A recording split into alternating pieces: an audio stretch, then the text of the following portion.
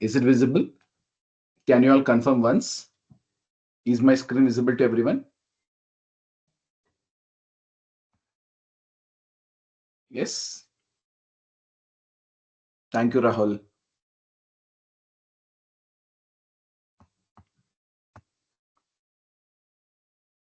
So how was the examination? So how was the midsum regular? Was it good?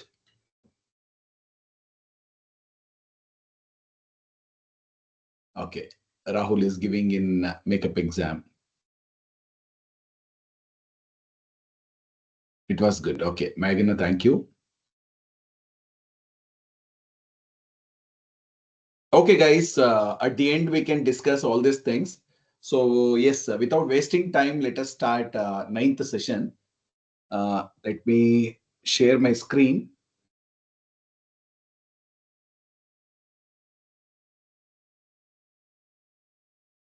Guys, actually, yeah, once again, welcome to our ninth session on big data systems. I'm really excited to dive into more of the fascinating Hadoop ecosystem today. Okay, so to kick things off, so let's remember this quote, guys. The ability to take data, to be able to understand it, to process it, to extract value from it, to visualize it, and to communicate it. So that's going to be a hugely important skill. So, guys, this quote I have taken from Dr. Hal Varian, so Google chief economist. So perfectly captures why we are focusing so intensely on these systems. So you're all building this hugely important skill. Okay.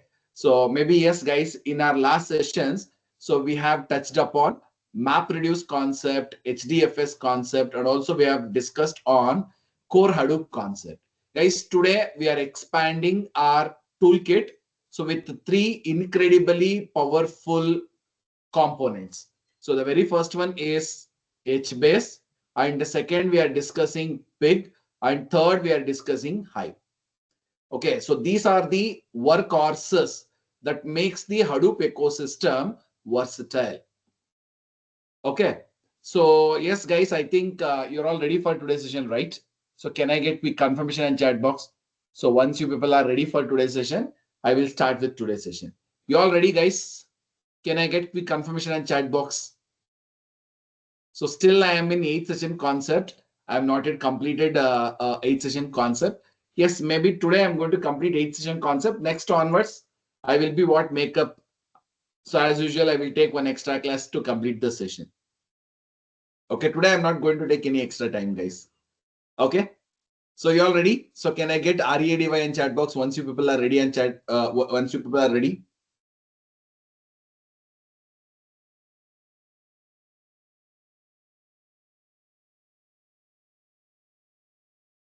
Okay. Thank you all, guys. So already I've told you, right? So these are the three concepts we are discussing in today's session. So HBase, Hive, and what? Pig concept. And look at here, guys. For all three of these technologies, that is your HBase, Pig, Hive. So we are going to cover the basics, focusing on four key aspects. Okay. So what are the four key aspects? So here I have mentioned only three, right? Okay. Yes. It is not four. It is three aspects. So what is the first one? The very first one is applicability. Guys, when should you use which tool? Okay, so this is a critical design decision in any big data project. And the second one is architecture. So how is the tool structured internally? So we are trying to what? Understand the components is the key to troubleshooting and optimizing. And finally, we have data manipulating usage. So how do you actually interact with the tool to get your work done? So we'll be look at commands and also script, guys. So we are starting our deep dive right now with HBase concept. Okay, the very first one we are discussing on HBase concept. So let's find out so why it is so important in Hadoop word. So before I'm going to start this, so let me ask you this question, guys. So why HBase? Can anyone answer? Why HBase? I think you all heard about HBase, right? So why HBase, guys?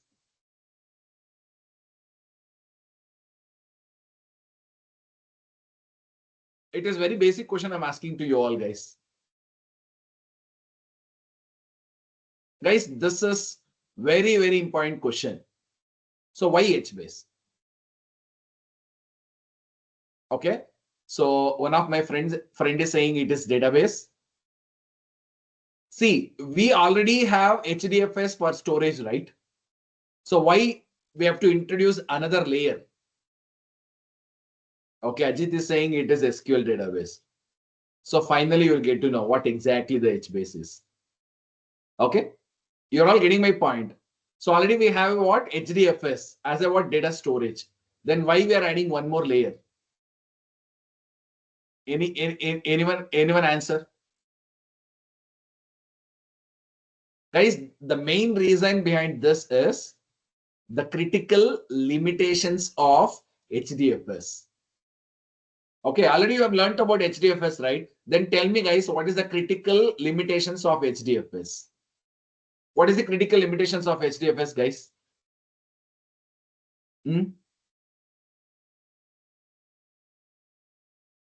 Come on, guys. It's your turn.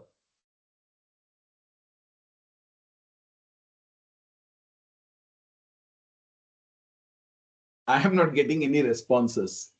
Okay, not an issue, guys. Let me share my screen. Guys, look at here. Guys, HDFS provides sequential access to the data. This is the very first limitations of using HDFS. Okay, think of HDFS like a very long audio cassette tape. Okay, so if you want to find a specific song or specific piece of data, you have to start at the beginning and fast forward or rewind until you get to the right spot. So this is efficient for all file processing, like batch processing job, or for example, MapReduce. So for MapReduce, it is very much useful, but it is terrible for retrieving a single record quickly. Okay, this is where HBase step in, guys. I think you are all understanding, right? So why we have to go with HBase concept. And look at the second point, what I have mentioned here. HBase provides random access capability of large files in HDFS. Guys, HBase uses hash table concept. Okay, HBase uses hash table concept. So which are used for indexing of HDFS files. Indexing of HDFS files. Okay, so this index, so what I'm talking about here, I'm talking about index, right? So this index typically built around a row key concept. Try to understand this. So it is built around what? Row key concept. So it will allow us to jump directly to a specific rows of data in the massive HDFS files. And it is enabling fast lookups. So think of it as a what, turning that audio cassette into a CD or a digital file. So where you can skip straight to track 10. So this is the key aspect of using HBase concept. Understanding my point, guys? So now you can look at here. See, the third point I have mentioned clearly. So it is a key value store. See, now onwards, I'm talking about data model of your HBase, guys. So here I'm talking about data model of HBase. So what is the very first key point? So guys, the very first thing is it is a key value store. Try to understand this. So this is very, very important key. Correct? No? This is very, very important point, right? So instead of tables with fixed schemas like traditional RDBMS, it uses row key and then stores the value. Guys, it has a no fixed schema. Try to understand this. It has no fixed schema. As in your RDBMS. And you don't have to define every column upfront. So this is why it can be used for structured and also semi-structured data. So this makes a type of NoSQL database system. Okay, and it is a built for, look at here, it is built for wide tables with many attributes. So we are talking about millions of columns, guys. So which is impossible in most RDBMS system. Here, the data is often denormalized data. Try to understand this. Denormalized data. What is the meaning of this denormalized data? Guys, the meaning of this is all related data for an entity is stored together and minimizing the need for expensive joins. And we are slow in distributed environment.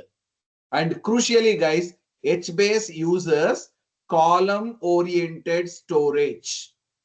So we'll examine I'm going to tell you more about this in next coming slides, guys. But the main advantage is that it is tuned for analytical queries that access specific columns. Okay, the meaning of this is if you only need the salary column out of 100 columns, so it only reads the salary column data from the disk. Guys, it is saving huge amount of input output. Am I right or wrong, guys? Correct, no? And it is strongly consistent. Try to understand this. It is strongly consistent. So this is important for NoSQL store. It means a read operations will always see the latest write of the data item. And finally, guys, idea has its origin from Google Big Table, sorry, not Big Data, Big Table. Okay, which ran on GFS system, GFS system, Google File System. Okay, this is leading to HDFS project. So which is running on top of this HDFS. Guys, here the HBase provides us with random real-time access to the massive data sets in HDFS. Okay, so I think now you all understood, right? So why we need HBase. So if you have any questions, you can ask me now. Till there, everything is clear. Shall I get quick confirmation and chat box? I think you all understood, right? What is the main purpose of you using this HBase? So if you have any question, you can ask me, guys, quickly. Do you have any questions? Till here, everything is clear. So once it is clear, please do type me CC and chat box. I'm not getting any responses. Okay. I got a response from Ajit. What about others? Guys, be interactive, guys. Be interactive. So if you have any questions, please do ask me, guys. So I don't want you people to compromise yourself. Okay, because we are learning. So we have HBase without HDFS. No, we are installing HBase on top of HDFS. Okay, see, just now I've told you, right? So we are maintaining index of this HDFS. Okay. We are using index for this HDFS data. That is nothing but your HBase concept. Is this clear? Chidambaram.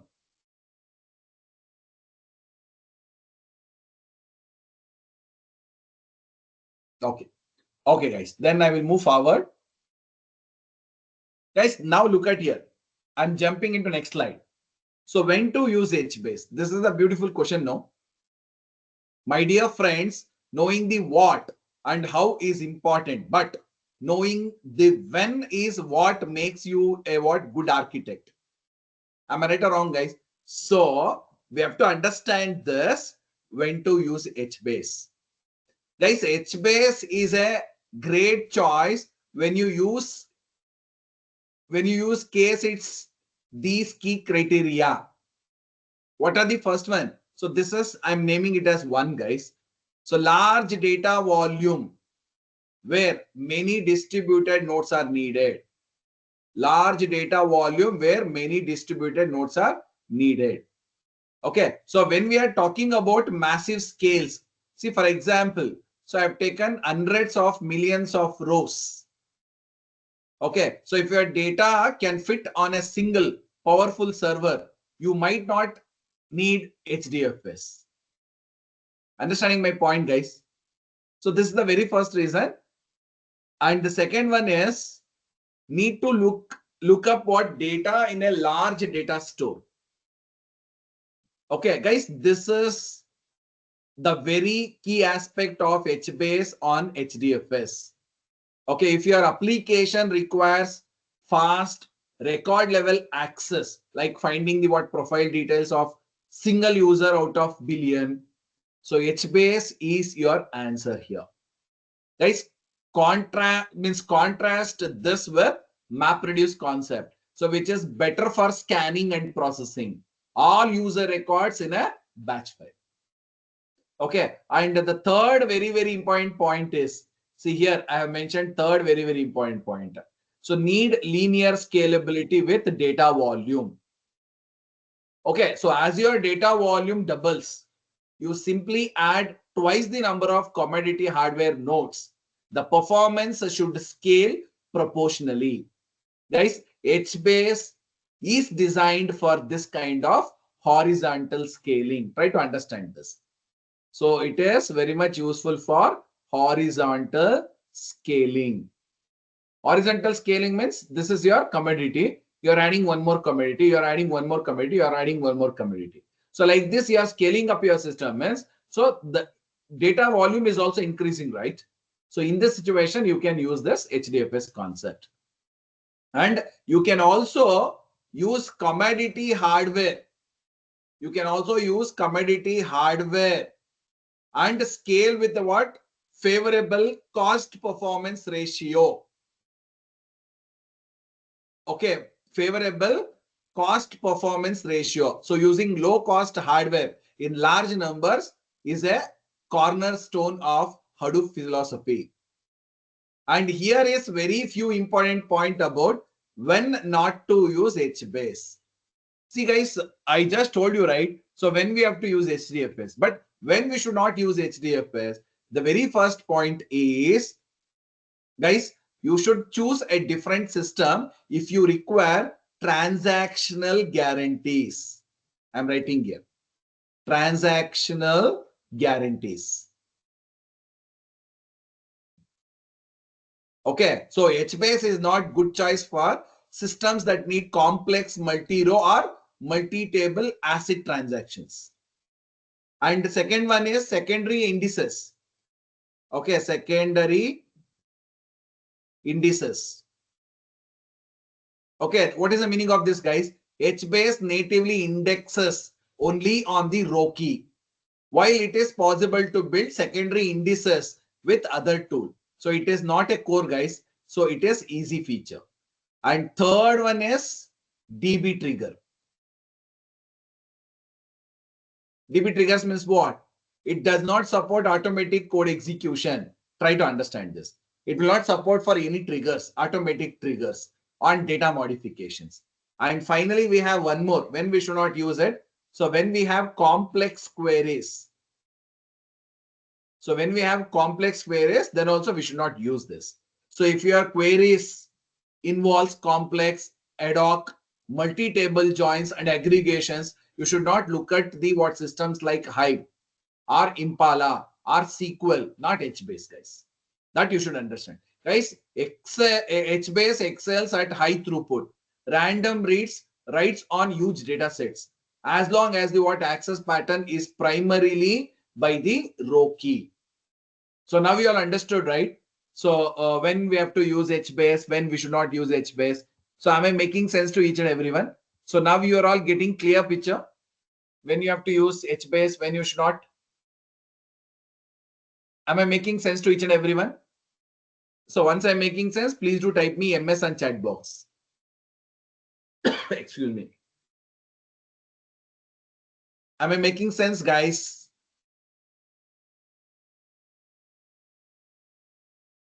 Okay, yes, guys. Just now I've told you about 1 point, right? That is columnar storage. Now let us understand what exactly mean by this columnar storage. Okay, so we are closely looking at what HBase defining features. So that is that feature. The very first feature is called as columnar storage. Guys, this concept is fundamental to understanding how HBase achieves its high performance for excuse me guys, analytical queries. Guys, in HBase, data in row. Okay, look at here. Data in row, not just a flat list of fields. So instead, excuse me guys, a row is a collection of column families. Okay, look at here. I have mentioned here clearly column families. I will explain you what is column families in detail. Sorry guys. Okay guys, look at here. The definition of column family is, guys, look at here. Column family is a logical and physical grouping of related columns. Try to understand the definition of this. It is a logical and physical grouping of related columns. So they are defined when you create the table. That is, when you create the table. Guys, within a column family. So this is your column family. See, personal data is a column family here. Professional data is also column family here. Guys, within a column family, each column is key value pair. Understanding my point, guys? So this is super flexible. See, for example, in a column family called professional data, look at here. Professional data, one row might have a designation. One row might have designation and salary column. Okay, but another row might also have bonus columns. Understanding my point? And HBase handles this easily because there is no fixed schema within the column family. Now you can ask me, now for the what columnar part. Okay, now I'm talking about columnar part. Okay, so guys, column value are stored together on a disk. Stored together on a disk. Guys, in a traditional row-oriented database, so when you read a row, you read all of its columns together. See, row-wise, you have started reading like this, means you have to read all the column values, right? Am I right or wrong, guys? But in HBase, if you have a column family called personal data, okay, and another called professional data, the data for all the personal data columns across a range of rows is stored physically close together, and it is separate from the professional data. It is separate from the professional data columns. This means that if your query only needs the what personal data, the disk only reads the physical block of data, so completely skipping the professional data block. So this is what makes it tuned for analytical queries that access specific columns. And there is one more layer here, guys. What is that one more layer? One more layer of what? Complexity and also power. Each cell value also has a timestamp. This is the point I'm talking about here. So this timestamps allows HBase to store multiple versions of the same cell value. When you read a cell, you get the latest version by default. But you can also retrieve historical versions. So this is great for data that needs versioning and also audit trails. Okay, so think of it in this way, guys. The row key is a primary index. Okay, row key is a primary index, and the column family is the physical grouping on disk. Okay, the column qualifier completes the column name, and the timestamp provides the versioning. So this columnar and key value model is the engine behind HBase scalability. Okay, you try to understand this picture. So by understanding this picture, you will understand everything clearly. So let me explain you this picture, guys. You just look at here. So this is called as HBase storage structure. Just now we have discussed, right? The entire structure is built around the concept of column families. So as you can see at the top, so we have defined two column families here. So one is personal data, another one is professional data. The first column, what is the first column here? The first column is employee ID, right? So this acts as row key. And this is the unique identifier for each row. And it is the key on which all the data is indexed and also sorted. So look at here, guys. So in a personal data, so column family, we have, what do we have here? So we have column names like name, and also we have city. Okay, so row one, let me start with the row one. So this is the row one, right? So row one has the values Raju for the name and Hyderabad for the city. And row two, what about row two, guys? So row two has Ravi as a name and Chennai as a what city here. That too in case of professional data column family. So we have columns like designation and also salary here. So what is the row one value here? So the row one value has manager and also 50,000 as a salary. And row two is containing senior manager and 30,000 as a data. So the crucial distinctions here is the physical storage. Guys, all the data for the personal data column family, that is name, city, etc. for all rows is stored together on HDFS. See, all the data for the professional data column family, that is designation, salary, etc. for all the rows is stored separately on the HDFS. So this is storing separately, and this is also storing separately on the HDFS. So now I think the concept is crystal clear to everyone, right? So now we are all understanding. Am I making sense to each and everyone? Is it the easy concept to understand, guys?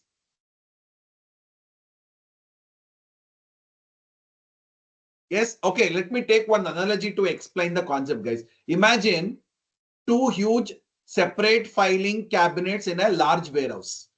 Okay. One cabinet stores all the personal data fields for all employees, and the other stores all the professional data fields for all the employees. If a query only needs to update someone's name, that's it. You only ever need to access the personal data cabinet. Okay, you completely ignore the massive professional data cabinet. So that is the efficiency of the columnar storage mode. So the use of column family allow us to group columns that are typically accessed together and store them efficiently on a disk. And this is a very powerful concept for performance optimizations in a big data system. Now that we have to seen high level structure, let's zoom in on the physical organizations of data in HBase. So which is defined by the concept called region. So let me explain you each and everything in detail. Now look at here, everyone. So all of them focus here. This is very, very important. So now we are moving from the logical data structure to the physical data storage that is used in a HBase concept. So this is the heart of how data is distributed and also managed.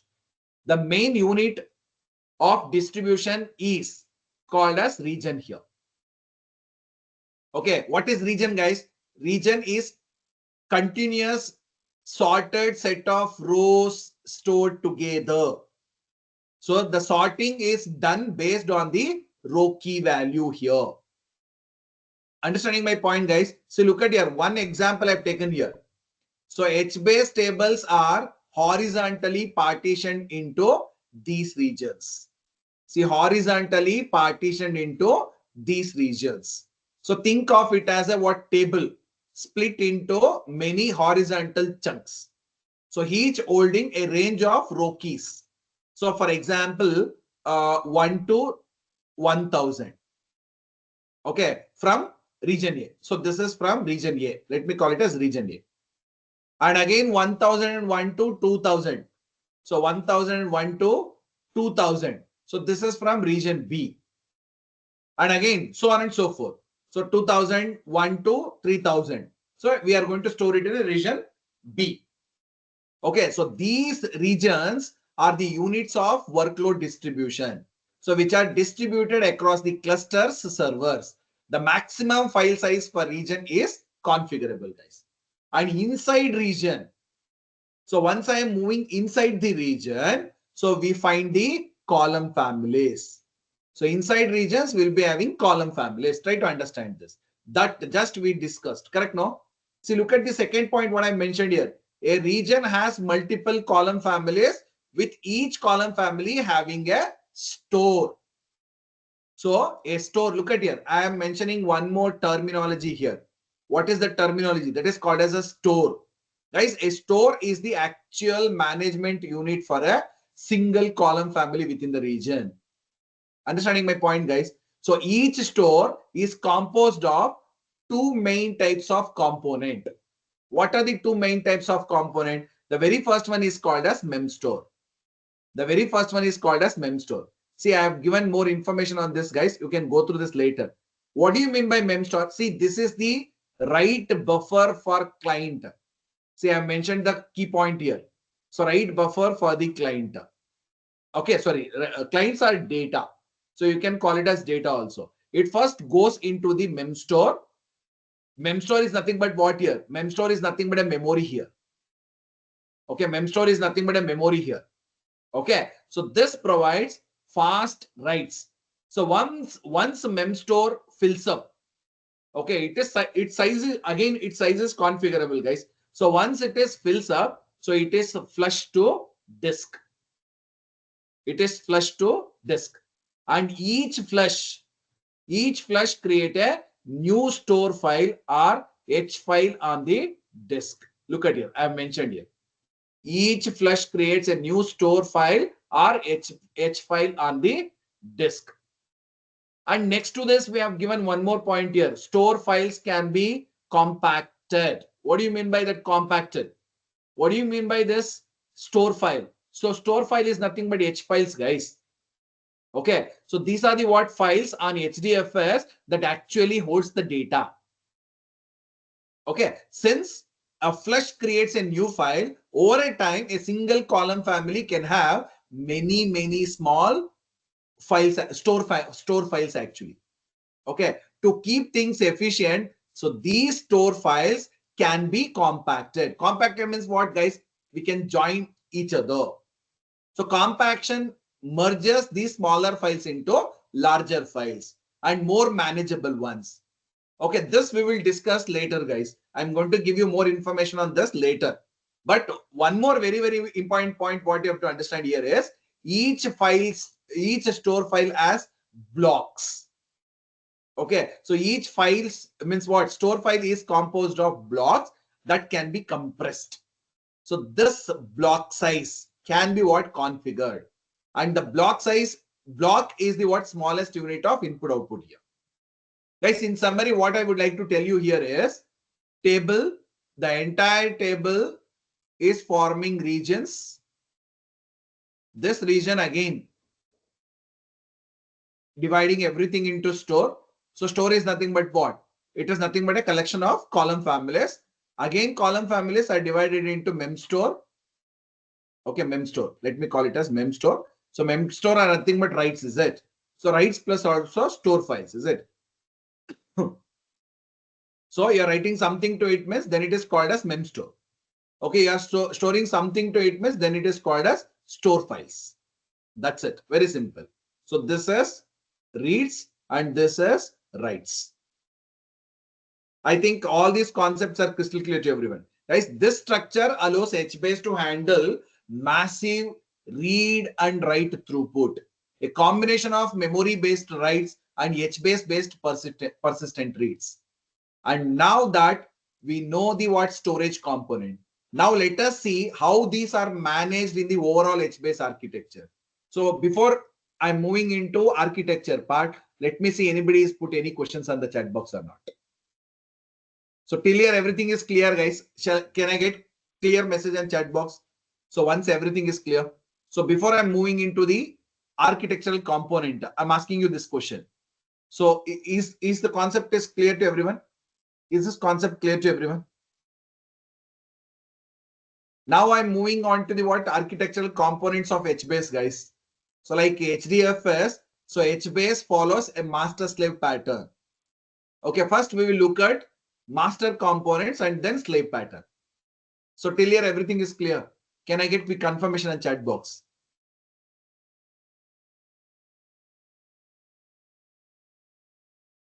Yes, no one is responding.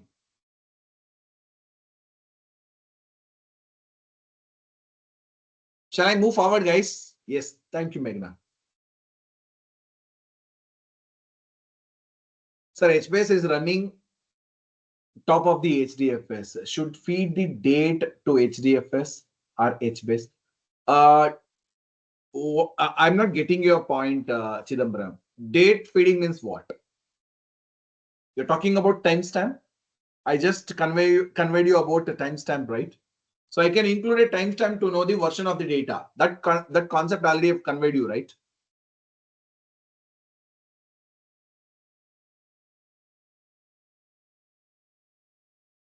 Okay, data. So HBase is running top of the HDFS should feed. No, actually, see, we are storing data in HDFS only. But what exactly we are doing? So we are dividing that into table format. So tables are dividing into column family format. Column families are dividing into store format. See, everything we are performing on the data only, right? Yeah, we can perform data analysis. See, we are performing the same thing. See, can you wait for a while? So I will come to your command part, then you will understand. So how to store data, so how to retrieve data, everything you will understand later. So can you wait for a while? Okay. So let me come to the command part, then you will understand. Okay, now look at here, guys. Now I'm talking about architectural component. So I want each and everyone to pay your attention now, guys. So take a look at this diagram. So take a look at this diagram. Okay. So the very first thing I'm talking about this H master. I'm talking about this H master. H master, look at here. So here we have H master in my in architecture, right? HBase architecture, right? Guys, the H master is the single controller on the master node. Single controller on the master node. Try to understand this. So it is the boss. So I can call him as a what? Boss. So boss of the what? Cluster. Boss of the cluster. Okay, its main responsibilities are, what are the main responsibilities? See here, I have mentioned the very first responsibility here. So assigns a region to region server. See, look at here. We have so many regions here, correct? No? So we have region here, we have region here, we have region here, we have region here. So see, to handle all these things, we have a what region server. So it decides which region goes to which server in the cluster. Understanding my point, guys? Which regions will goes to which server in the cluster. So this is the crucial for what? Load balancing. And not only it is doing that, guys, along with that, it is checking the health also. So checks health of what? Each region server. So it constantly monitors the workers node to ensure they are alive and they are healthy. Understanding my point? So along with that, so it will be what? Looking at failure control also. So if a region server fails, the H master coordinates the reassignment of that server regions to other active region server. And along with that, so DDL are metadata operations. See, data definition language operations such as creating, dropping, modifying table, modifying column families are managed by this H master. So this is the main responsibility of H master.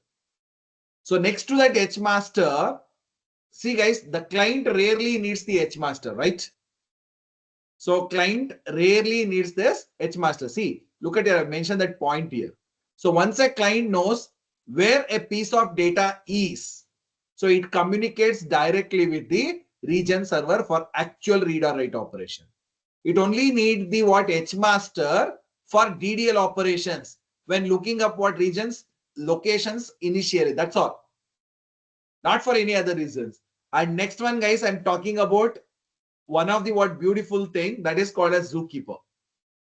Guys, the zookeeper cluster. So which runs on separate node, guys. Which runs on separate node. See here in bracket I have mentioned. So it runs on separate nodes. Is a vital for coordination and state management. Coordination and state management. Try to understand this. So it helps with client communication. Okay, so acting as a what? Central registry.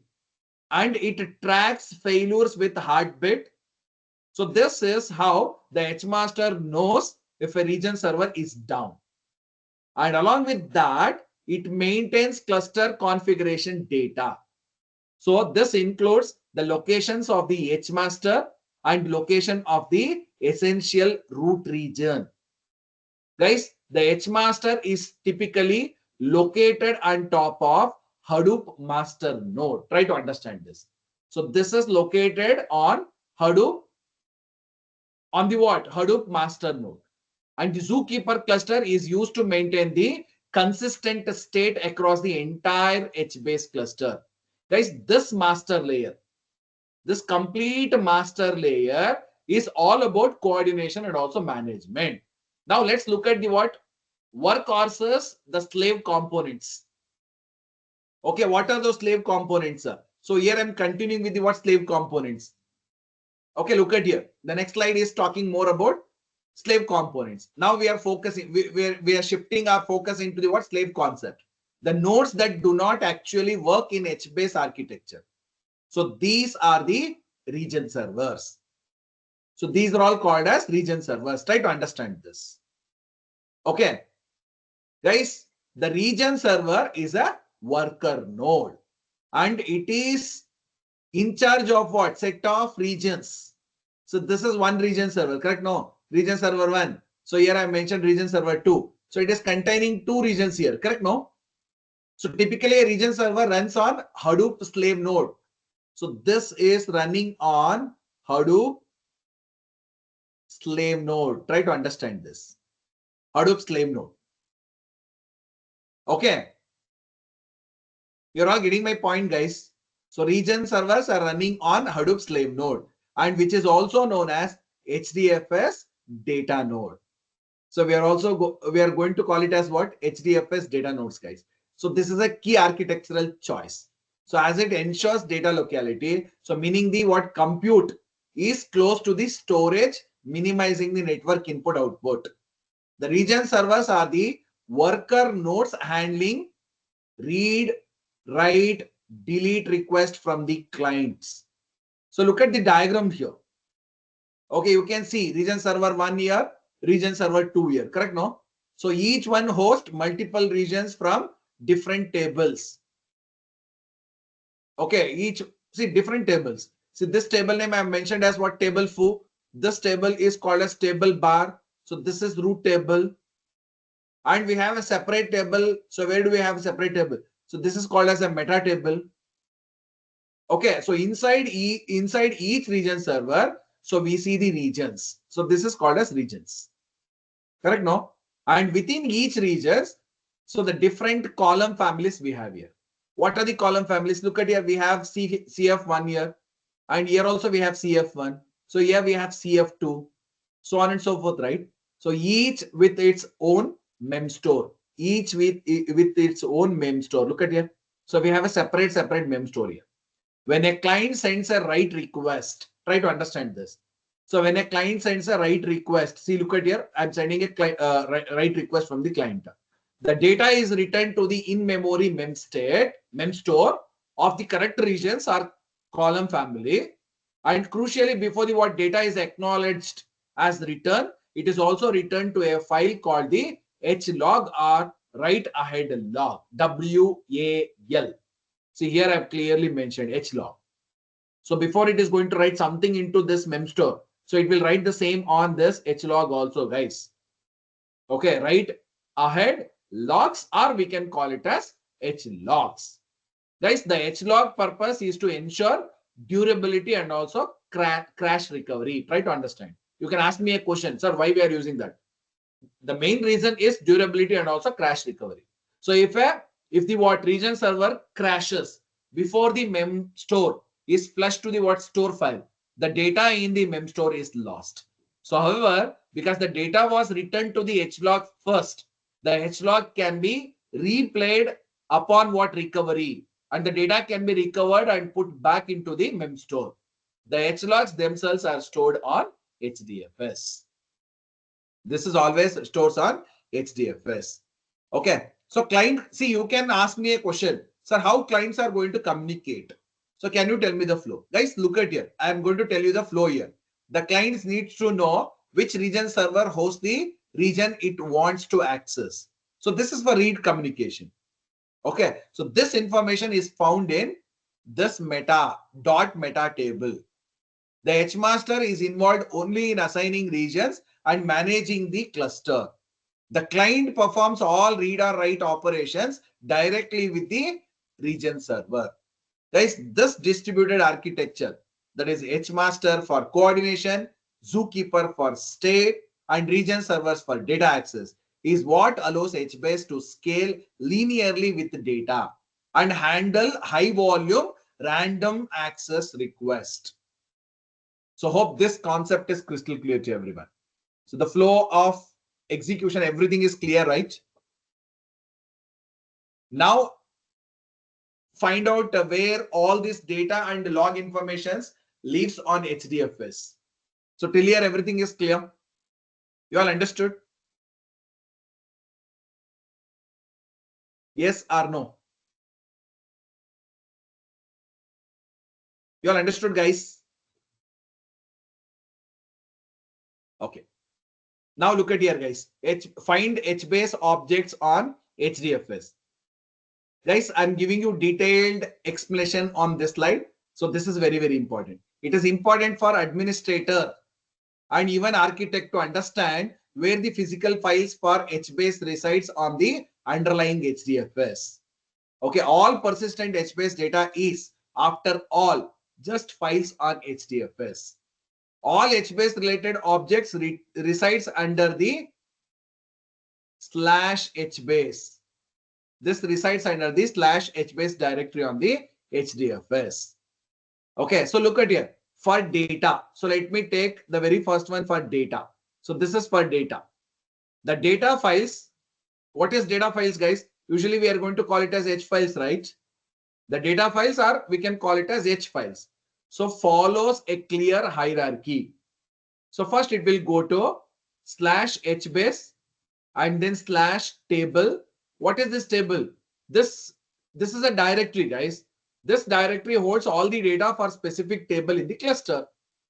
And next to that, we have a what? /region. So inside table directory, you can have subdirectories of each regions of the table. And next to that, we have a what? /column family. So inside the region directory, you will find the directories for each column family defined for the table. And inside that, what do you have here? So inside that, you have a store file. Okay, this is the H file itself.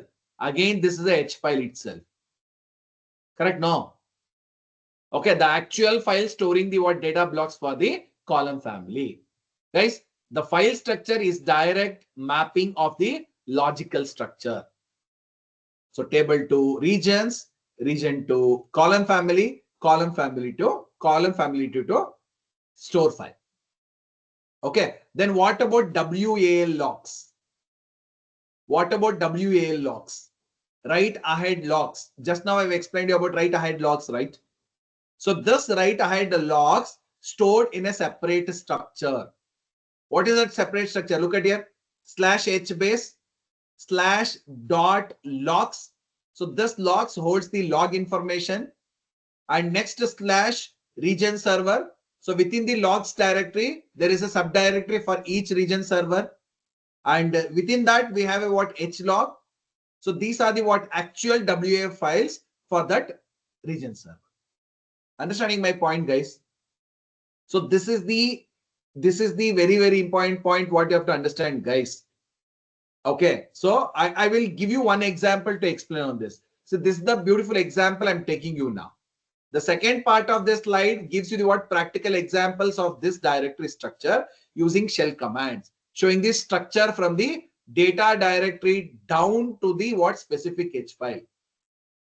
Okay, so I will take one example to explain on this, guys. So this structure is crystal clear to everyone, Miss. So I will move forward. Is this clear to everyone? Can I get CC and chat box once it is clear to everyone?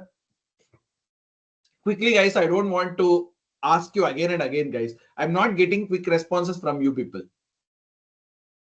I don't know what is the reason, but I'm not getting any responses from you people. Please do respond, guys. I have only 9 students. I don't know the reason. So maybe the reason is today's India-Pakistan match, or one more reason you have next week you have your examination.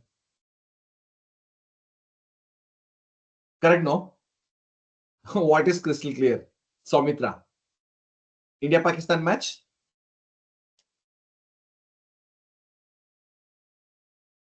Oh my God.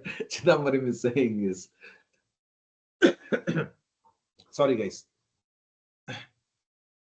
Okay. Okay, let's move forward, guys. Without wasting time, let's move forward. Look at the commands I've given here, guys. This is very, very important. Guys, here, I'm taking what table as T1. Look at it. I'm taking table T1. Okay, and region ID also given for that table T1. See, I'm creating a table T1 here. And this is the, so E35 something, something is there, no? So this is called as region ID. So this is the region ID. Okay. And F1 and F2, look at here. You have F1 here, you have F2 here.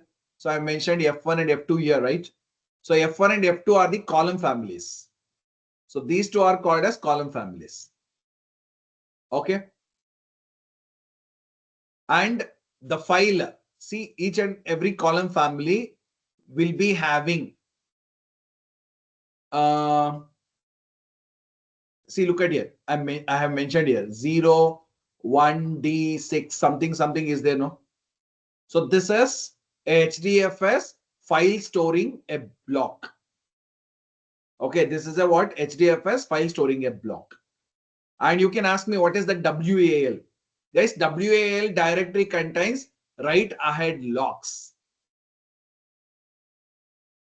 Write ahead locks. Okay, so if you are an administrator and want to see the disk space used by the table, you can use HDFS utility commands. Okay, what is the HDFS utility commands? What you can use here? Guys, you can use HDFS, DFS, and -du. -du will give you the disk utility. And what is the path you have to give here? So you have to give hbase / you have to mention the table name here.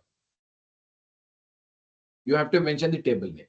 So this will show you the size of all files under the tables directory and giving you the what total space and also breakdown per region. Understanding my point, guys? This mapping from HBase object to HDFS files is the key to understanding the durability and recovery mechanism. Okay, so let's move on to the what actual interacting with HBase using the shell. Okay, here I'm just trying to what listing the files, that's it. So now we are talking about what actual HBase DML using shell concept. What is the very first one? The very first one I'm talking about create. I've told you, no, create, delete, modification, everything is comes under DML, is it? So now I'm talking about the very first one, create. Look at here. My dear students, let's now look at what some basic DML concept. Okay, DML commands you can run using a what HBase shell. So we'll start with how to create a table. Okay, so the very first one is create command. Guys, to create an HBase table, you specify the table name and list of column families you want inside that. So remember, column families are defined upfront, but the actual column column qualifier. We are going to call it as column qualifier. Within them are not. That is not required here. Then what is the simple command we are going to use for this? So this is the very simple command we are going to use for this. Create T1. So what is T1? So T1 is nothing but a table name. So which is containing two column families. What are the column families? F1 and F2. Okay, no need to terminate it by using semicolon. Try to understand this. So T1 with two column families we have mentioned here. We are trying to what creating here. So this is how we are going to create a table. And next to that, so we have the second command. So this is the first command and this is the second command. What is the second command? Describe command. Once the table is created, so you can use the describe commands to see its detailed schema and configuration. So for that, you have to use this command, describe T1. Guys, the output shows table T1 is enabled. So this message you are going to get immediately. Table T1 is enabled. And then it lists the details for the column families. See, look at here. Column family description it is showing here. Correct, no? So notice the configuration details for F1 and F2. Notice here for F1 and F2. Okay. See, name. Look at here. I'm showing you line by line. Name tends to F1. So this is the name of the column family. So this is showing the name of the column family. Okay. And next to that, you have Bloom filter tends to row. This is the second part I'm explaining you, which is separated by using comma operator. A Bloom filter, we can call it as Bloom filter, is a probabilistic data structure used to test if an element is a member of that particular set or not. So here it helps to quickly determine if a row key exists in the store file before actually loading it. Understanding my point, guys? And next to that, we have in memory. In memory, this I will explain you later. So we are not using any in memory here. And next to that, we have version. What is that? Version tends to 1. What is that? Version tends to 1. Guys, this is crucial, very, very crucial. It specifies the maximum number of version of a cell value to keep. So here, this is set to 1. So the meaning of this is only the latest value is stored. So if you set this to 3, if you set this to 3, HPS would keep the what?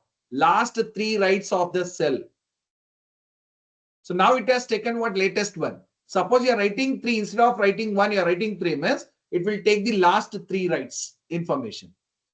And next to that, one more very, very important thing is block size. So this is very, very important one. Okay, block size is very, very important one. So what we have mentioned here, 65,536. The size of data blocks within the H files for the what column family. So this is common point of tuning of for the what performance. So remaining all not required, guys. Remaining all not required. So whatever is important for you people, I have mentioned here. Guys, each column family can have different set of these properties. It will be not having same properties. It will be containing different properties. Okay, sometime yes, guys, sometime same, but not always. So which allows for what fine tuning based on the what expected usage of that specific group of columns. See, for example, a column family holding static metadata might have what? High TTL. Okay, here. So we have mentioned TTL, right? High TTL. So TTL means what? Time to leave. Okay, TTL is nothing but time to leave. Time to leave. Okay, so while a column family with a high velocity data might have low versions count. Understanding my point? So this type of what small changes will be having. So understanding the configuration parameter for column families is the key skill for an HBase administrator. Okay, so hope everyone understood this. Next to this, I'm talking about put command.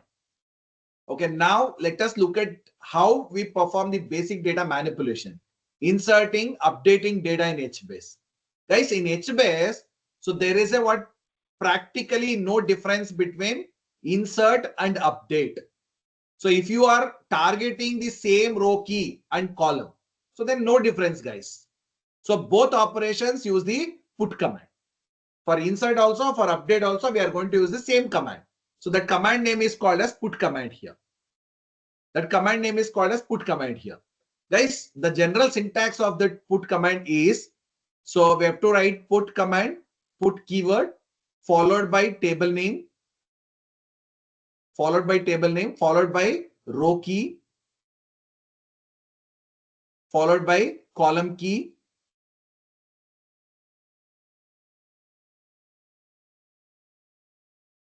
okay, followed by value. I'm writing here, guys, followed by value. So this is the general syntax of your put command. Try to understand this. So look at the example we have taken here.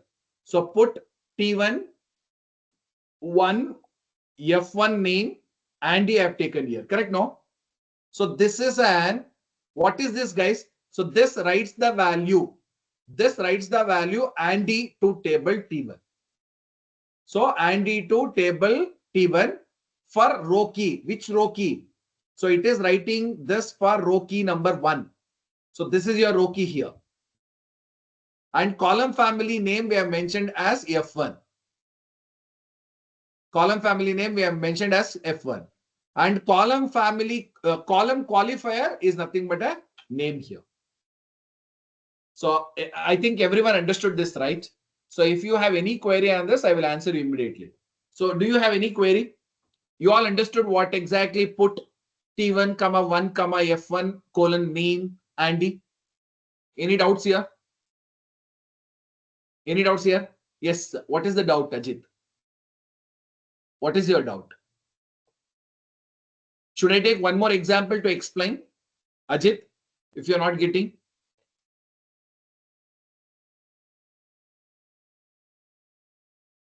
Okay. I will take one more example, guys. See here in slide, I've taken one more example to you all. See next line, what I'm doing. Put T1. See, look at here. Put T1, 1, F1 name. I've taken RAM. I've taken RAM here. What is this, guys? So is this inserting or updating? You can tell me now. What exactly we are doing here? Insertion we are doing or updation we are doing here?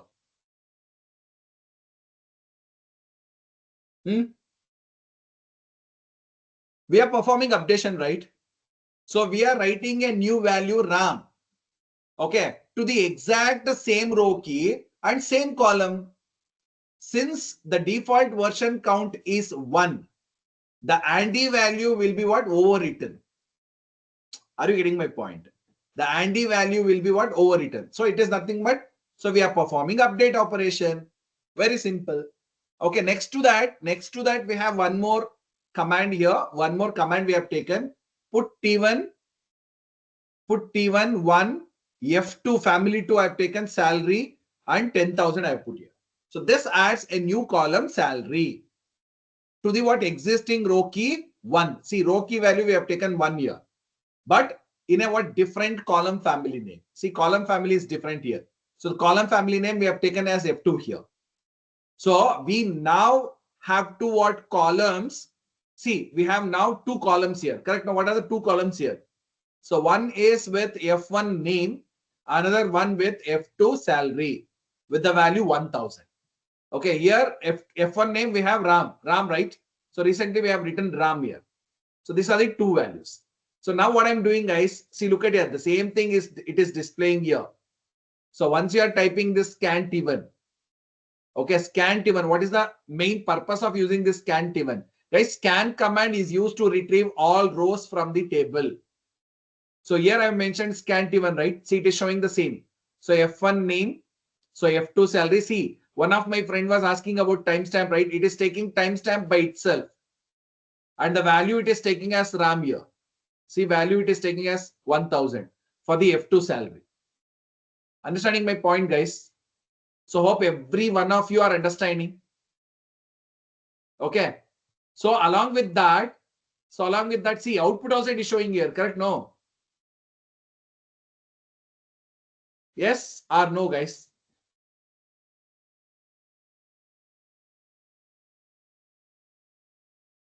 And the very important thing is this timestamp, guys. This timestamp is very important. So this is being what logged for each cell. So this is the versioning feature in action.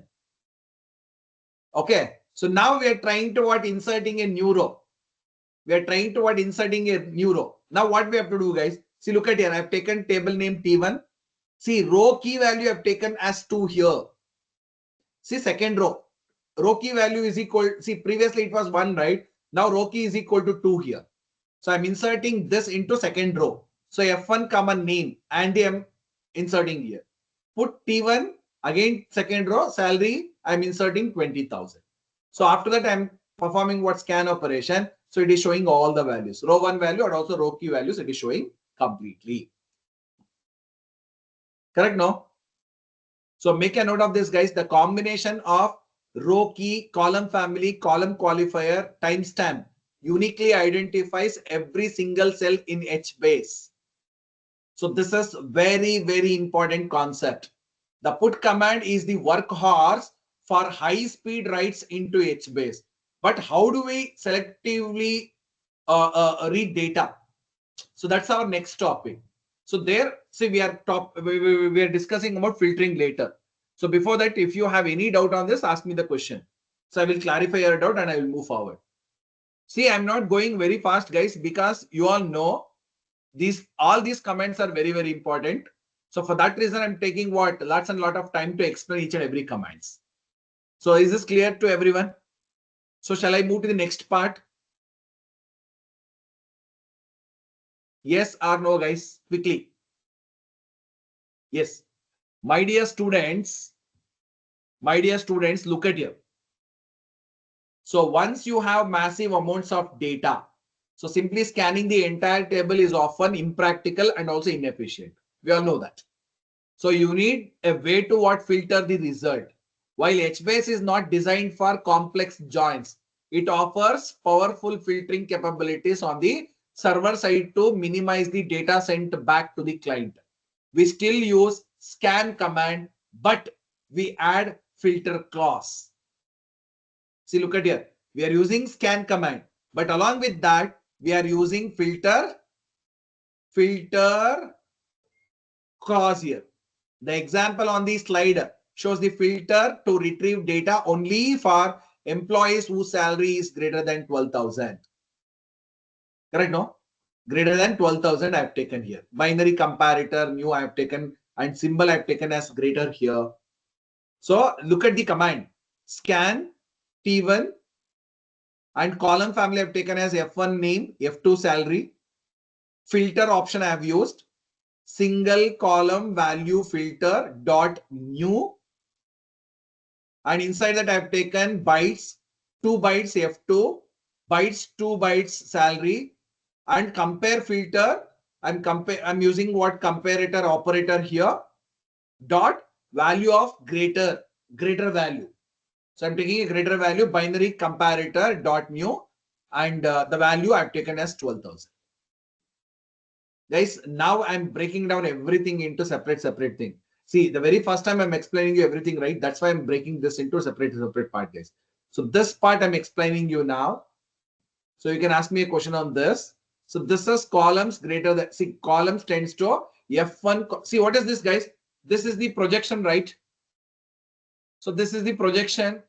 So we are explicitly telling HBase to only retrieve the name column from column family F1 and salary column from the column family F2. Are you getting my point? So this leverages the what column storage for efficiency by only reading the what necessary data from the disk. And next to that, what we have taken here, filter single column value and new something we have taken here. Correct? No. See till here. Next I'm explaining you this. Guys, single column value filter. So this is a filter clause used to check the value of a single column against a condition. It is going to check only single column. That's it. Against the condition what we have taken.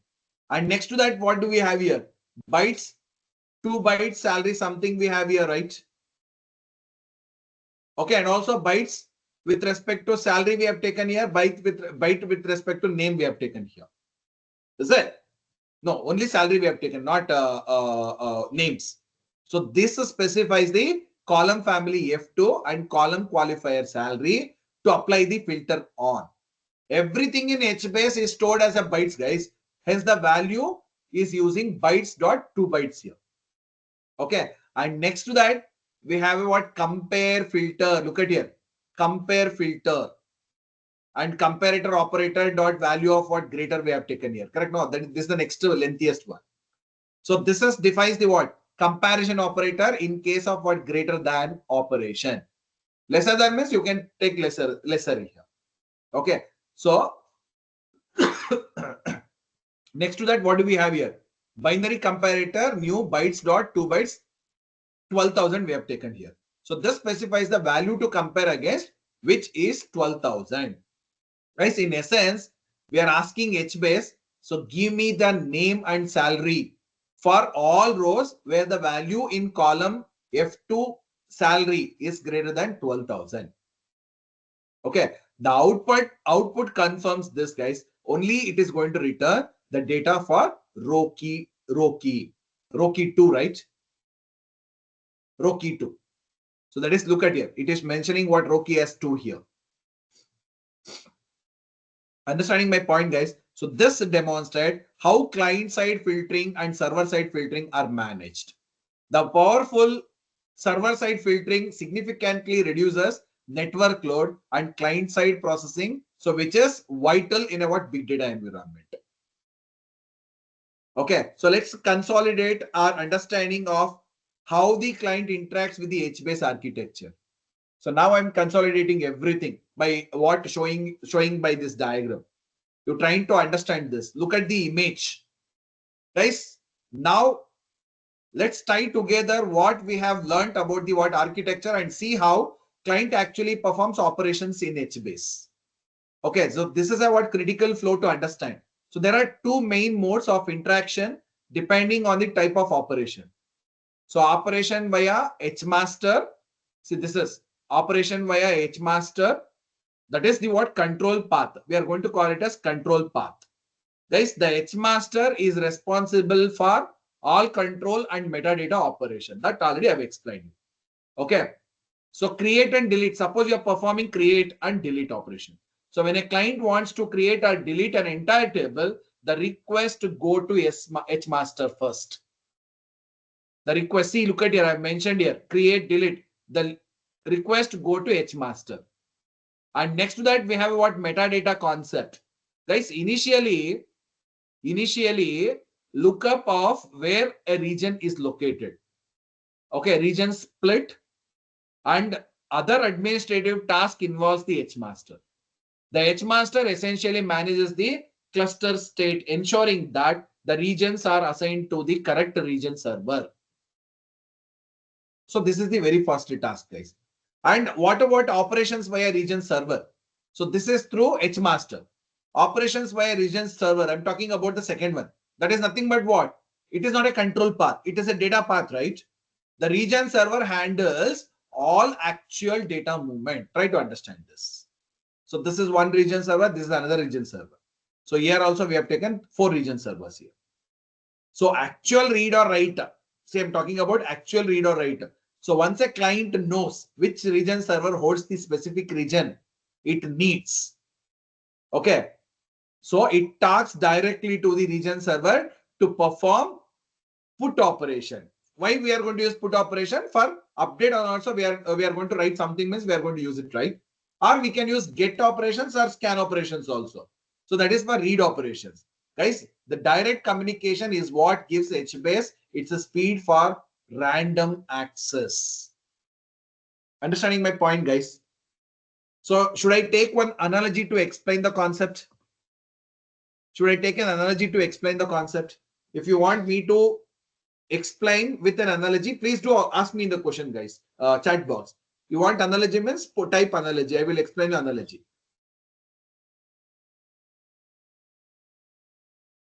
If you don't want means, yeah, analogy. Yes, guys. So think of, okay, let me take one small analogy, guys. So think of the what H master as a librarian in charge. So who handles creating and destroying new sections? It is nothing but a table. Sections is nothing but a what? Table in the library. And assign specific shelves. What is shelves here? Shelves are nothing but regions, right?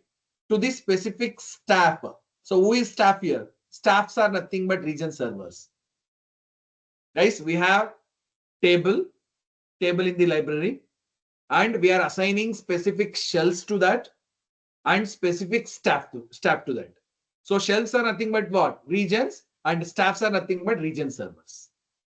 So, but once you know which staff member manages the shelf you need, you go directly to the staff member to find or replace a specific book. That book is nothing but a data, guys. That's it. You don't bother the librarian in charge every time you read a book. Correct, no? Are you all getting my point, guys? So this is why architecture is so scalable. The HMaster is not bottleneck for the high volume read or write data operations. So hope everyone understood this. So is this analogy have given clear picture to understand the different components of your architecture? So once it is yes, please do type me yes on chat box. Otherwise, I will move forward. Yes, guys. Okay, thank you. Now look at the file compaction. Okay, I was talking about file compaction, right? Guys, let us discuss a process that is vital for HBase performance and also disk utilization. So that is called as file compaction. Guys, remember how the mem store flushes to the disk and create a new store file or HBase file, H file every time. So over a long period, a single column family can end up with dozens or even hundreds of small H files on HDFS. So this fragmentation is bad for read performance. So as the system has to what check many files to find a particular record. Am I right or wrong, guys? So here compaction is all about two main things, guys. What are those? The very first one is merging store files into larger files. So this is the first point. So we are combining small files into fewer, larger ones. That is what exactly we are doing in the very first step of your compaction. And along with that, we are making sure region servers and corresponding regions files are on the what same node. Understanding my point, guys? So all of not always possible due to HDFS replications or load balancing. Understanding? So, and one more, there are two types of compactions here. So the very first compaction type is called as minor compaction. I will tell you the meaning of this first. Guys, minor compaction is nothing but merge smaller files. We are merging smaller files into larger files on the same column family on the same node. Okay, look at the diagram here. We have taken minor compaction and also major compaction both. Look at the diagram here. So it takes few smaller H files and merges them into larger H files. See, all these are all merged and it is formed a smaller H files. So the primary goal is to keep the number of files low and improve the read performance. It does not get rid of all deleted or expired data versions, guys. And next to that is we have what major compaction. So merge all the files into one for the what same column family, possibly across nodes. So look at here, look at the diagram, you will understand. It combines all H files for a what column family into a single large file. Okay, crucially, this process drops deleted cells also. So this drops deleted cells also. So this is how HBase truly deletes data that was marked for deletion by a previous. Guys, put our delete operation. So it cleans up data versions that have expired based on the timestamp or version setting. And this major compaction are more resource intensive. So they are typically scheduled to run less frequently. Guys, in addition to this compaction, sometimes regions get split on the same node when they grow large. So this is a separate process where single regions that hits a maximum size threshold automatically splits into new regions. So which the H master then balances across the cluster. Guys, compaction is a background process that keeps your HBase system performant and clean over a time. So let's now look at how to manage the splitting of tables into regions. See, look at here. I'm showing you everything with the example. You try to understand this. Guys, till now we have established automatic splitting happens based on the size. A region exceeds the configurable size limits. It automatically splits into two. So this is a standard and ensures the data remains distributed. However, sometimes as a data architect, the user may want to control splitting. Okay, why we have to control splitting? So we have two reasons, guys. The reasons for manual splitting is hotspots for data access. So this is the first reason. Okay, so hotspots for data access. If a certain range of row key is accessed much more frequently than others, that single region can become a bottleneck on its hosting region server. So splitting up manually can spread the load.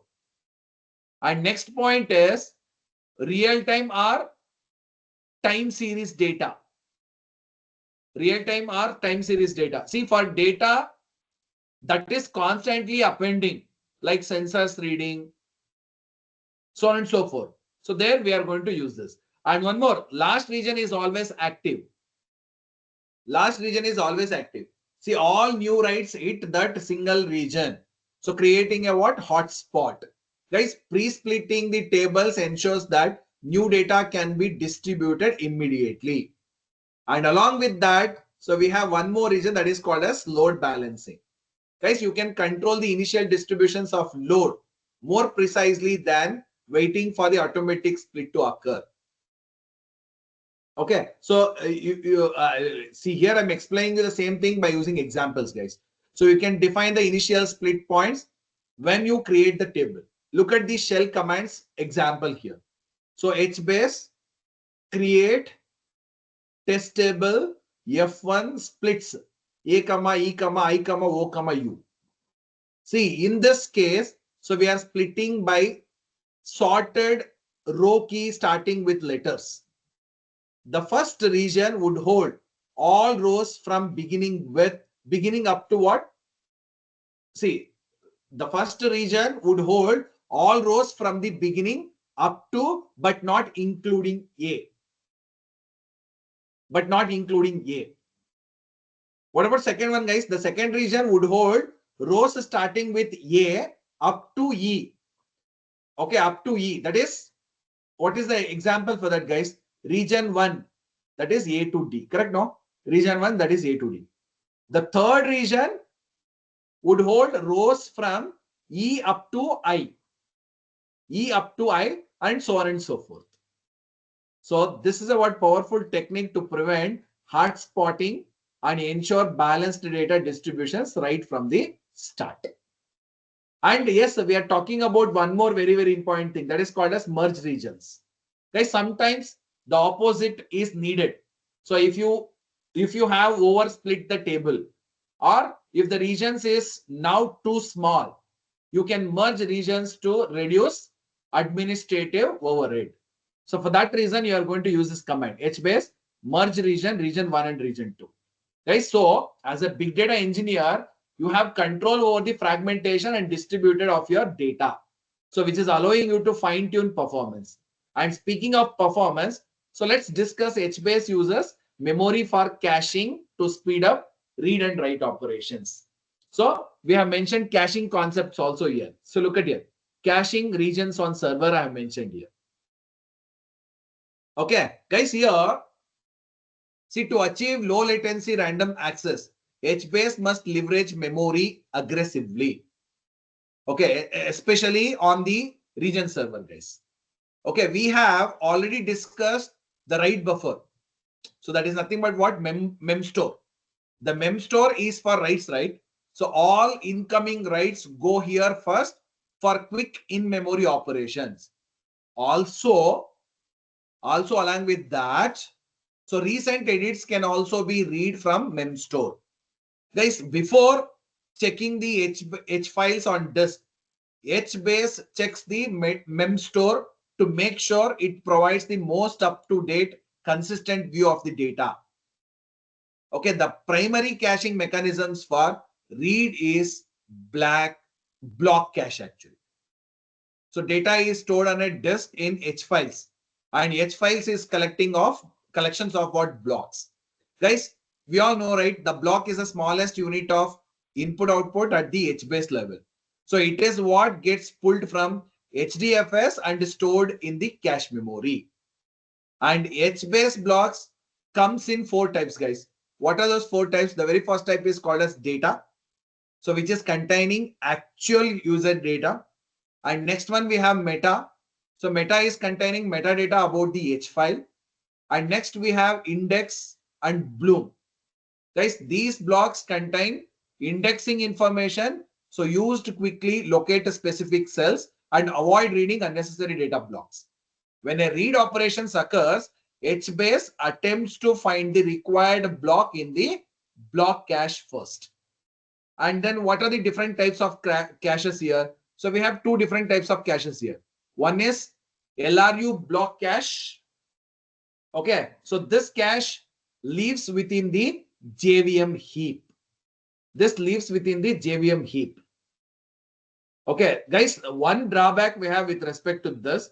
So it is impacted when Java garbage controller, that is GC, garbage controller runs. So which can cause temporary pause or stop the word events. So it is interactive low latency reads, guys. And the next type we have here is lab cache, or we can and one more is bucket cache. Okay, so these are designed to use memory outside the heap actually. So why we have to use the outside the heap? Because we have to avoid that garbage pressure, right? So here I'm using Java direct memory. Guys, by putting the cache data outside the heap, the garbage collections only has to manage the smaller heap. So dramatically reduces the what? Frequency and durations of the garbage collection pauses.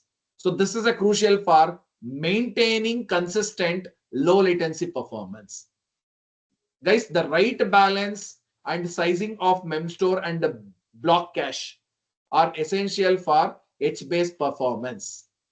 Okay, so you are using your RAM effectively for both high speed write and also high speed read operations. So this is approximate sizing operation guidelines are given here, guys. So as we transitions from architecture to thinking about a real world deployment, so let's look at some of the approximate sizing guidance. So these are the what rules of thumbs, guys. Okay, not fixed requirement, but they help you to conceptualize the scale of a HBase cluster. Okay, the HBase is truly designed for massive scale. Okay, data volume per region. The very first thing is data volume per region. A common guideline is about 10 GB per region. Okay, so this can of course be configured to be smaller or also larger, guys.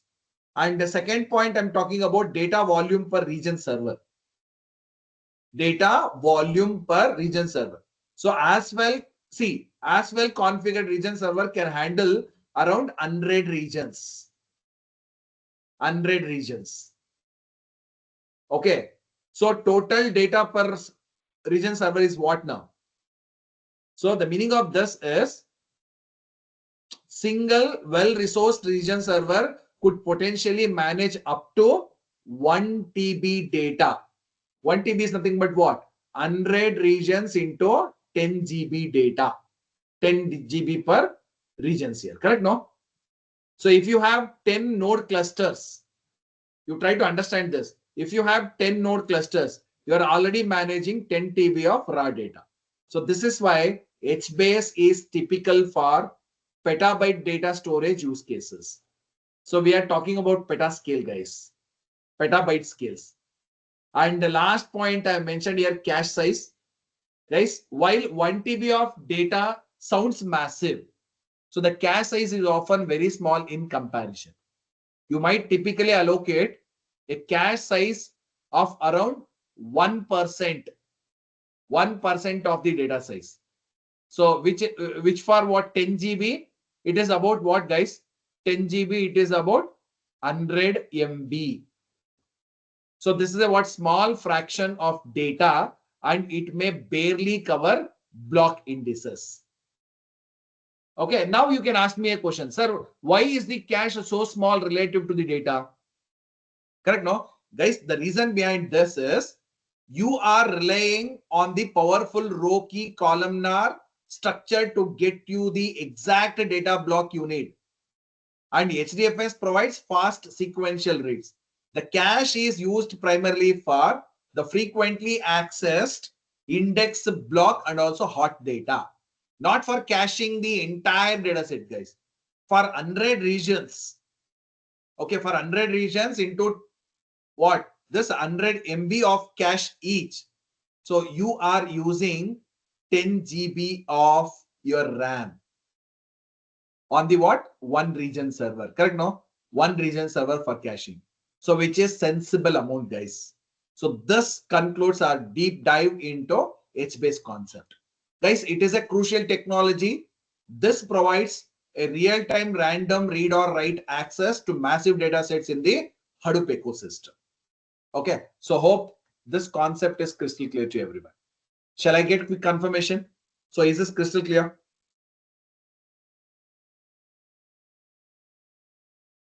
So I have given enough information on HBase, guys. So see, even you can search on Google. So only you have to what, get a job on HBase means there are plenty of jobs, guys. Okay, so HBase is also playing a what very crucial role. See, whatever the concept I've told, you have to think like a what administrator, you have to think like a data architect, you have to think like a data engineer to learn this HBase concept. I think keeping all these in my mind, I have given all the examples. So hope everyone understood HBase. So can I get quick confirmation? If you have any doubt on HBase, quickly ask me a question on chat box.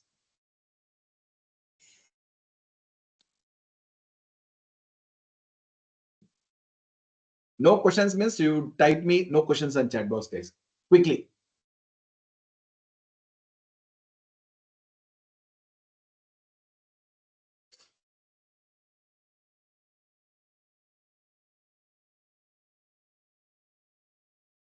No doubts? I'm not getting any responses. No questions. Thank you.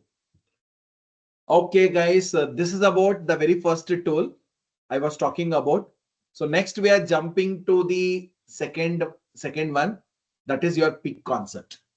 Okay, I can complete only pick today, guys. I can't cover Hive concept. So this I can cover after your examinations. So let me start with the quick pick concept first. I think last class we have started with pig. So I have explained you why pig is required. The answer lies in the limitations of the raw MapReduce programming. Okay, that is the main reason why we have started with this big concept.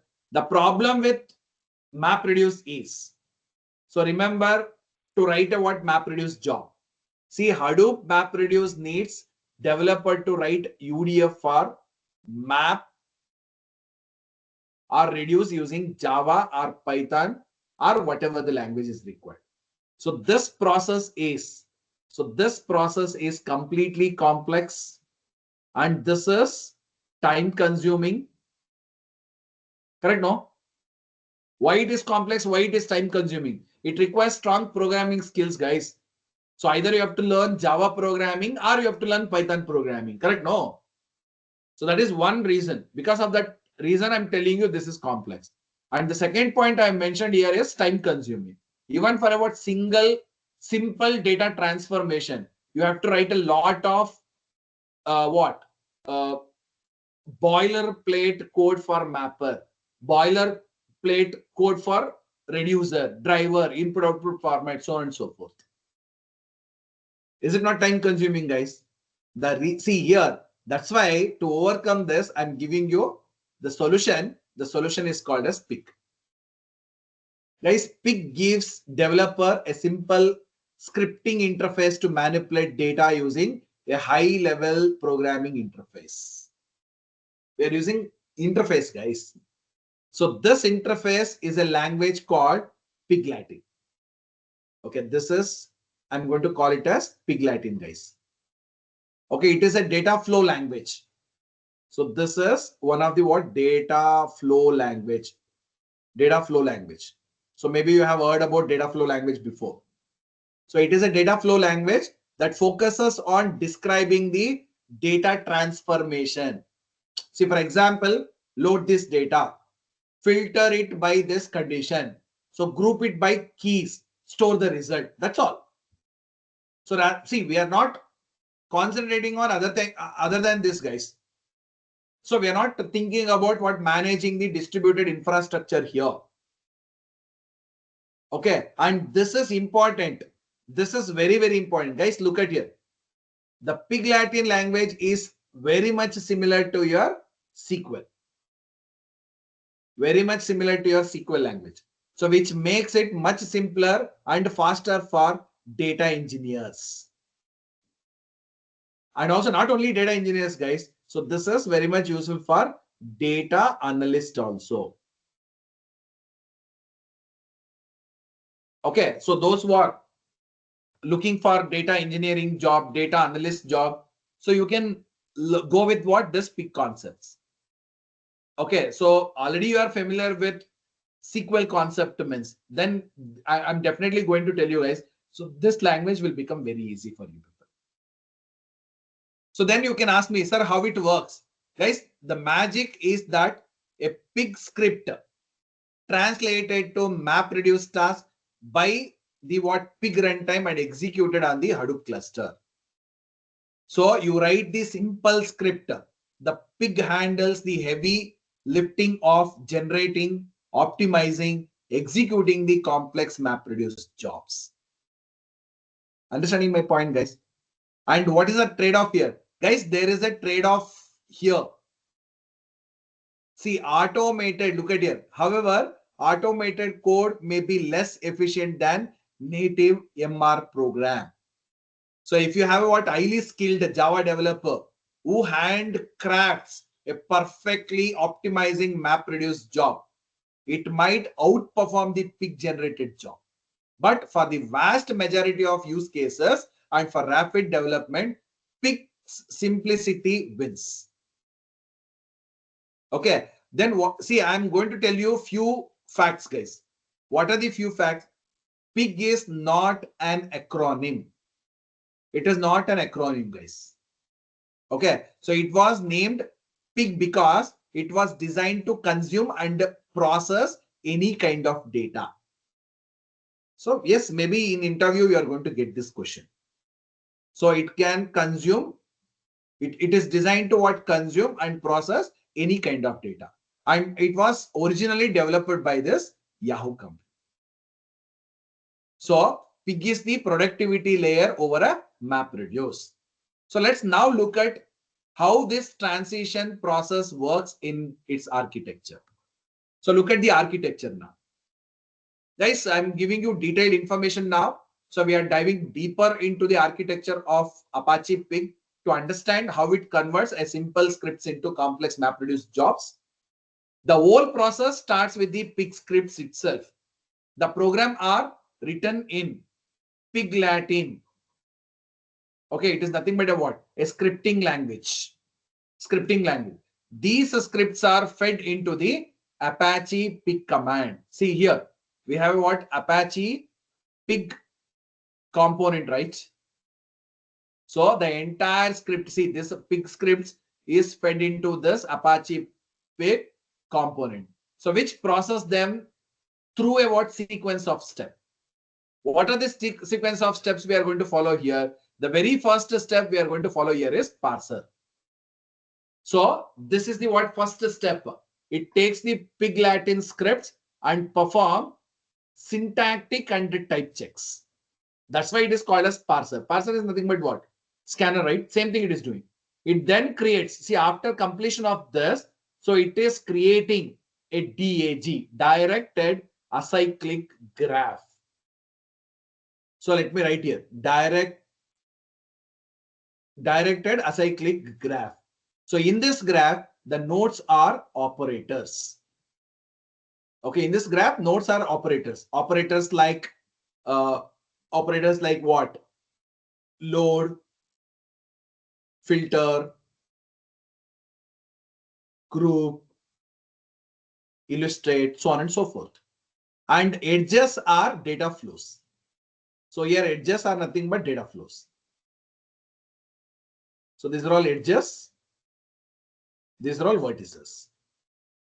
Okay. So the output is a what? What is the output? Output is logical plan. So logical plan is the output here. So which describes what's need to be done. And next to that, see, after this DAG will go to optimizer. What is the next phase here? That is optimizer. Guys, this component takes the logical plan. See here, this is generated logical plan, right? So this will take logical plans and tries to make it more efficient. So it performs optimizations like removing unnecessary operators, such as removing data or removing columns that are not needed in the final output. Everything is to be what performed by this optimizer. And then guys, the output of this optimizer will go to this compiler. You know what is the performance of compiler, right? So this is where the magic is going to happen, right? The compiler translate this optimized logical plan into a set of one or more physical map reduced jobs. So here this is generating one or more map reduced jobs. It is generating map reduced jobs. So it also optimizes the execution order of these MR jobs. And next to that, we have what? Execution engine. So this engine takes the compiled, see here, everything is done. So we are getting what? Compiled MR jobs here.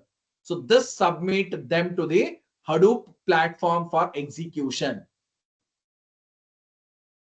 Understanding my point, guys? The jobs run on what?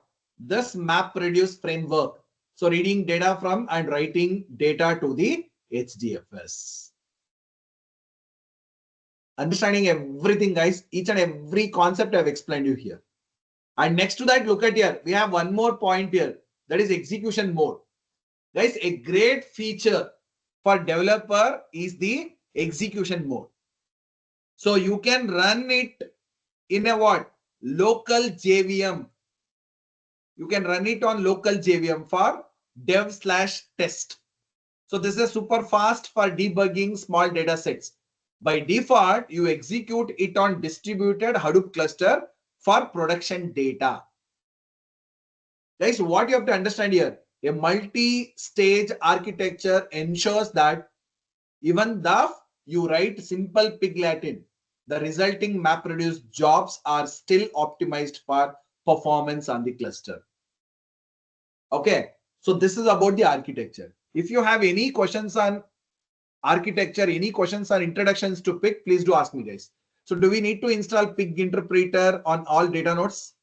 Ajit, it is already installed on your platform. No need to install. Yes. Yeah. Suppose you are asking me to, yes, you have to install. So after Hadoop, you have to install pig.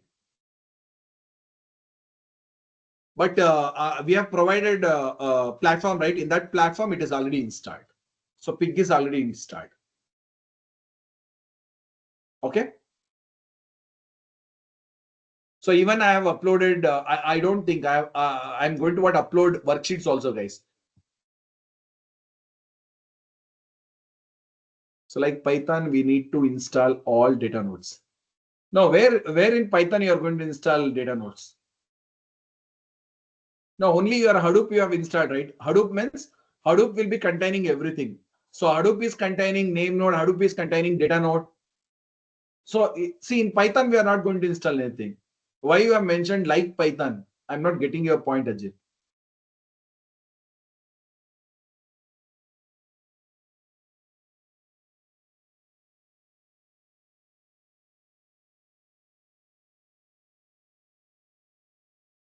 Ajit, you are not responded.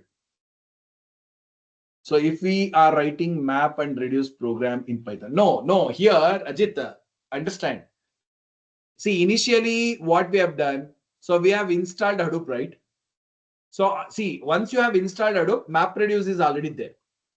So only the thing is for mapper, you have to write a code by using Java language or by using Python language. Correct, no? And also, any task you are performing means you have to write a mapper and reducer code. But inbuilt, we have what mapper and reducer on Hadoop. So once you are installing Pig on top of that, now no need to write any program on mapper and reducer. Only you have to write a commands on Pig. That's it. That Pig itself use the inbuilt mapper and reducer, and it will perform the mapper and reducer task for you. That is one biggest advantages of using this mapper and reducer. Sorry, Pig concept. So hope now you have understood. No need to write any Python command, guys. No need to write any Java commands for mapper and reducer separately. So instead of that, so Pig will take care of what? Mapper jobs, and Pig will take care of reducer's job, and it will run itself. That is the beauty of Pig concept, I'm telling you guys. Okay.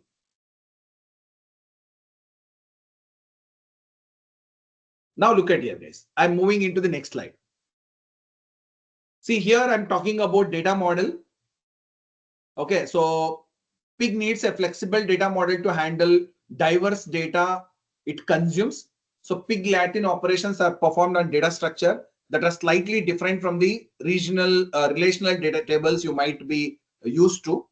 The data model has 5 basic types. The very first one is called as atom. So this is the most basic, a single scalar value. So example for this is a name like Andy. Okay, a number like 67. And these are all the building blocks, right? That building blocks are called as atoms here. And next to that, we have tuple. So we have what tuple here. So this is an ordered set of fields of various types. Okay, think of it like a row in a what? RDBMS table. Okay, so here I've taken Andy 25. So this is called as tuple here. One row. So usually in DBMS, we are going to call it as row, right? Same thing we are using here. And next to that, we have one more data model that is called as a bag. So this is the key structure in Pig. So it is an unordered set of tuples. Okay, think of it like a what? Collections of rows. But unlike an RDBMS table, a bag is not required to have a fixed set of columns. Understanding my point, guys? So you can take separately Andy and 65, RAM 25 and 6. See, RAM 23 6000 I've taken. See, this is having different schema. This is having different schema, right? So collections of tuples I've taken here. Understanding my point, guys? You're all understanding. So see, this is what you have to notice here. The tuple don't have the what same number of fields here. And bag can also be what? Nested inside the tuple. Nested inside the tuple. So this is called as inner bag. See, for example, one comma, look at here, one comma, again I have taken one flower bracket, inside that I have taken 1, 2, 3. Okay, this is extremely useful for complex operations like group by. Suppose you are performing any complex operations like group by means, so this is very much useful. Okay, so where the result is group key plus a bag of all the group tuples. And the next data model is map. So map is the what simple key value pair. It is a simple key value pair. The key is character array type. So we can call it as what string, and the value can be any pig type. So either you can take atom, tuple, bag, whatever you want. Understanding my point, guys? Example we have taken here, name. So it is a string. So we have taken as Andy, and age we have taken as 25. And the last one is called as relation. The relation is simply a bag that is not an inner bag. That's it. It is a very much exactly equal to bag, but it will be not having inner bag concept. That's it. That is one difference between relation and also bag. This is what we treat as a main data structure in a pig script. It is similar to table in RDBMS, guys. That's it. So where you load when you load data, you load it into relations. Okay, so this is the image I've given to you people to understand this. So look at here, you can understand it very easily. All the tuples I mentioned here, all the data models I mentioned here. Okay, so bag is a collection of tuples I've told you. So it is a collection of tuples, and each tuple is made up of fields. Correct now? So which are atoms are other types. So atoms are other types. Correct now? And this flexible nested data model, so especially the bag, is what gives you pig Latin the power to express complex data transformations like grouping and nesting very consciously. Correct no? Now let us see these concepts in actions with some pig Latin code examples. See, these are the code examples I've taken here. Okay, so look at here, guys. The very first thing is count the number of transactions by item type for sales in India. So this is one scenario I've taken. Okay, by using pig, I'm showing you everything, guys. So it is, see, guys, now for a what fun part, let's walk through a real world pig analysis scenario. So what we have to do here, so we have to count the number of transactions by item types for sales in India. This is the exact thing I'm doing here. So this is the classic map reduce use case, guys. Filter the data for a country, then group and count it. Same thing we are performing here. So look at the code. Everyone look at the code. This is very, very easy to understand. The very first thing is, see, this is the grunt we are going to get. So this I will show you later. Okay, so see, once you are typing pig, so in HDFS format, so then it will show grunt. And after that, so we have a variable named geo sales. And next to that, we have load command. So I'm talking about loading data now. Firstly, I'm talking about loading data. See here, load I have used here. Next to that, we have the what data set. So which is in CSV format and using pig storage. So since it is CSV format, so here I'm using what comma operator. This is the delimiter I'm using here. And next to that, I have mentioned, look at here, I have mentioned index, long, region, character array, country, character array, item type, character array, sales channel, character array, order priority, character array. What is this, guys? What is this everything? So I have mentioned variable name here. Sales channels is the variable name, colon. What is this character array? It is nothing but a data type. Correct? No? It is nothing but a data type, is it? See, every time I have used this. So look at here. Order date. So date time is the data type we have used here. And see here, unit source. I've used integer as a data type here. See, all these are, we have used data type. So we are trying to what write? See, after as, we are trying to write the schema. We are trying to write the schema. Guys, this load command reads data from the HDFS file geosales.csv. Okay, then what relation it is creating, guys? It is creating a relation of geosales. Correct, no? See here, I have mentioned clearly. This is the name of the relation. So this is the name of the relation we are creating here. Okay, and by using this pig storage, see here I've shown you right pig storage and we have passed comma. So this tells pigs how data is delimited. So this data is delimited by using what? CSV file, right? So it is delimited by using comma operator. And after that, we have taken as, after as we have passed something. So that is defining the schema and assigning the names, data types to the fields. Okay. And the very, very important thing is, see, look at here. So this is the first command. So if you have any question on first command, please do ask me, guys. If you have any question on first command, please do ask me, guys. No question means I will move to the next command. So only we have few commands, guys. In Pig, we have only few commands. Okay. Is this clear to everyone? Yes or no? Quickly. I don't have much time, guys. Please do respond me quickly. Okay, fine. Next time talking about, see, next time talking about the next command. What is the next command here? The next command is filter. Look at the command here. See, we have taken India data, filter, geo sales, relation name I have taken here by country equal to India. So this is straightforward, right? So it takes the geo sales relation and filter it to create a new relation. What is the new relation name we have taken here? The new relation name is India data. So this is containing only the rows where country field is India. Understanding my point, guys? And what about next one? Next one is group. Next one I'm talking about group. See, look at here. Again, I'm doing the same thing.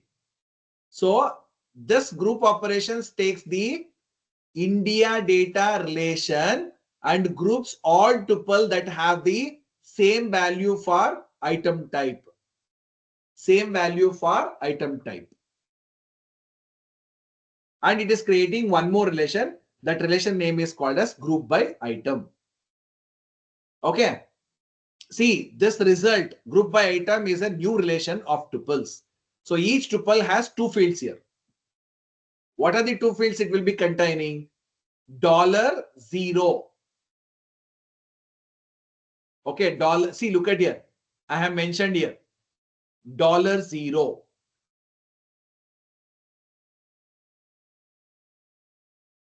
So group item, right? I'm talking about group item. Yeah. Next to that, what do we have here, guys? Next to that, we have one more, right? That is for each. So we are using for each here. So you know the purpose of using for each, right? Yes or no? For iteration purpose, we are going to use for each. So this iterate through each tuple in the group by item. See, this is the relation it is taking. So here in this case, so we have $0 and also we have used $1 here. So look at here, count. See, we are using count $1. So count $1. Look at here. So we have used count $1. And also here we have used $0. So $0 is the grouping key. Okay, this is the grouping key. Okay, so what is this count $1? So this counts the number of tuples inside the bag. So $1 is the bag of group tuples. Try to understand this. And next to that, see, we have a what concat function here. What is this concat function? It is used to format the output string. The meaning of this is combining the item type and the count with a colon. So it is counting with the colon actually. And finally, guys, everything is done. So finally, we have a store command. What this store command is going to do? So easily we can understand this, right? See, store count by item. See, this count by item relation I'm taking here. This is the final result. So this I'm storing into pig output by using what? Tab separated value. Guys, the store command writes the final result relation. Okay. Which relation it has been taken? Count by item relation it has been taken. Correct? No? So this is writing into what? HDFS. So in HDFS, so you'll be having this file name. In HDFS, we'll be having this file name. So pig output. Correct? No? And look at here. I have told you, right? This is very, very important one. Pig storage, we have passed tab here. So this is specifying the output should be having tab delimited. That's it. Very simple. So the expected output shows the item type and the count. The script is clean, readable, and effectively represents the complex map reduce job. See here where we have written mapper concept and reducer concept. Automatically it has taken the what mapper function and reducer function, and it has been done everything. Understanding my point, guys? So this is the simplest way of writing pick command for complex queries. Okay. So next we have basic statistics, sort operations, and everything I will explain in the next coming class, guys. Or else should I continue with these two slides? So now the time is 1 minute up.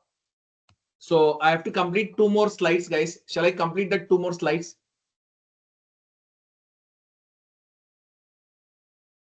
Should I complete that 2 more slides, guys? Hardly it will take 5 to 10 minutes. That's it. So are we going to have practical sessions on this? Guys, I'm going to share you worksheets. Okay, I'm going to share you worksheet. In worksheet, I have given each and every pictures.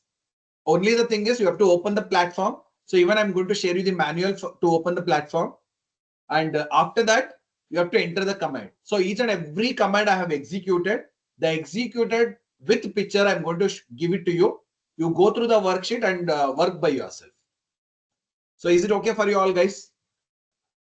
Because we are not getting separate slot to complete all worksheets. So based on your worksheet, you are going to get your assignment. Is it okay for you all? Is it okay for you all, guys? Okay, let me complete the 2 slides, guys. So if you don't mind, I will complete these 2 slides. Look at here.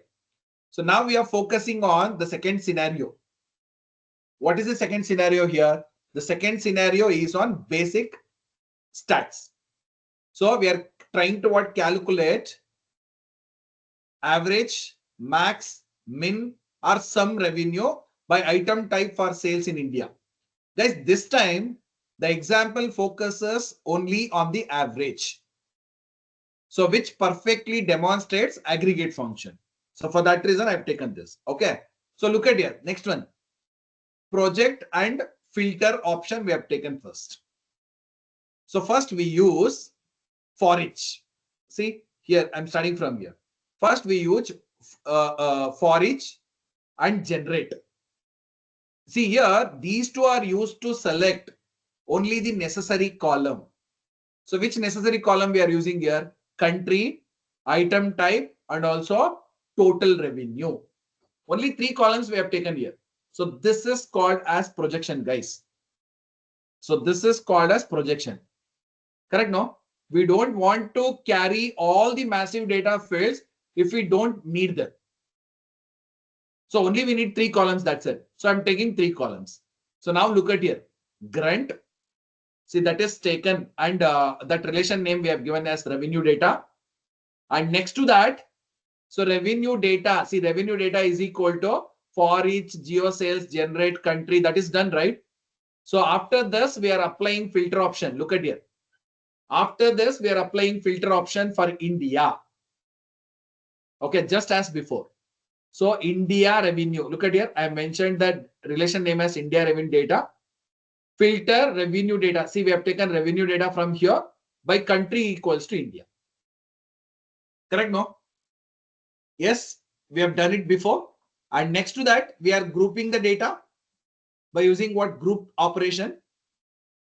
Okay, so on what basis we are grouping the data? On item type, we are grouping the data. Correct? No. So the meaning of this is we are creating our nested back structure here. Nested back structure here. Correct? No. So now look at here. India item groups is equal to group India revenue by item type I have written here. So after this, see here onwards, I'm performing aggregation operations and I'm trying to what generate average. So see here, we have used average function. So look at the command. Average revenue by item is equal to for each we have taken, we are iterating for all the rows. India item groups generate $0, comma average India revenue dot total revenue. Guys, for each group, for each tuple, each group is nothing but what? each tuple of this India revenue data. Okay, India revenue data, India item groups, we generate $0. What do you mean by $0? The grouping key, right? It is nothing but a grouping key, right? What is the grouping key here? So grouping key is nothing but item type here. Item type is the grouping key that we are generating here. And next to that, we have average. So this applies the average functions to the total revenue. Total revenue. Okay, total revenue field. So within all the tuples in the grouped bag, so it will go to that particular total revenue and it will apply average. Guys, Pig Latin automatically knows how to run this on a reducer side of the generated MapReduce job. And once everything is done, we are inspecting and also we are dumping the value. See, inspecting means we are using describe command. So describe commands helps us to understand the output schema. So that's why we have mentioned describe average revenue value by item. So this results in what? Two fields, the item type and the calculated average value. So calculated average value, we are going to mention in double. And finally, so we have a dump command. So dump, it is like a what scan function or printf function in your C programming. So this command executes the scripts and display the result on the screen and showing the average revenue for each item type in India. So you can use easily what replace this average with max. So this you can replace with min function. This you can replace with sum function to get all other statistics. So this shows the power of what Pig Latin data flow approach, and each command takes a relation as a input and produces a new relation as a output. Okay, even sort is also same, guys. Sort is also very much similar to the same thing. Okay, so we are doing the same thing. You just go through this. So this I'm giving you as a homework problem. So what I'm going to do now, I'm going to execute all these commands and I'm going to post you the same thing on your experiential learning folder, guys. You can go through this later. Okay, so this will complete your Pig concept. So next class, I'm going to start with Hive concept. Okay, so that's all for today's session, guys. So if you have any questions on this, you can ask me now. So next class, we are going to focus on Hive concept. So this is concluding Pig concept. Guys, we all understood, right? Pig is a powerful script language and high level language that dramatically reduces the time and the code required to perform complex data transformations compared to writing raw MapReduce. And it is fantastic tool for data flow programming on Hadoop actually. So that's all about Pig, guys. So next class we will discuss on Hive. And yes, those who are taking makeup makeup exam, for them, all the best from my end, guys. Okay. So if you have any questions on today's session, if you have any questions on examinations, you can ask me now. So this is the time to answer your question. And please do give me one line feedback on today's session, guys.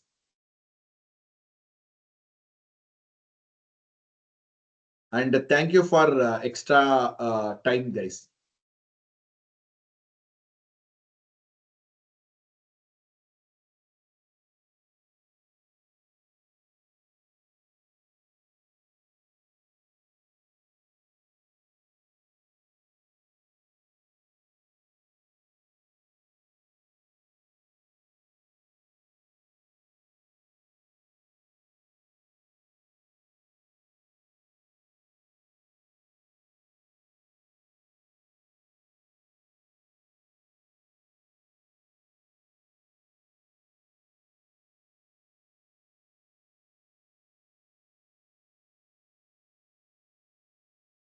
Any questions, guys?